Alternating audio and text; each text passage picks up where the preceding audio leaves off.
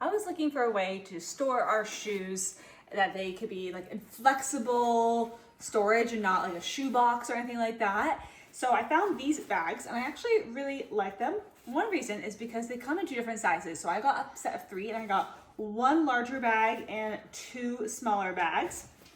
And this larger bag and holds like bigger sized shoes. So like for example, this one I put in my husband's boots. So you can see he has these high top, like non-flexible boots, and they both fit in the bag. And these are a size 10.5, and they fit really easily in this large size bag. So the multi-sizes mean that you can have your shoes like of different sizes fit in this. And then these smaller bags here, it doesn't fit my husband's shoes, so I use the smaller two for my own because I wear a size 7. And I just keep my like nicer white sneakers in here.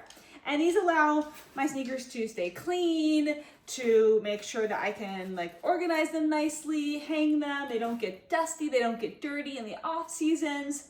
And so just having a bag that's really easy with a zipper that has a hanging hook and just nice like nylon material means I can store everything and they can stay clean and fresh all seasons.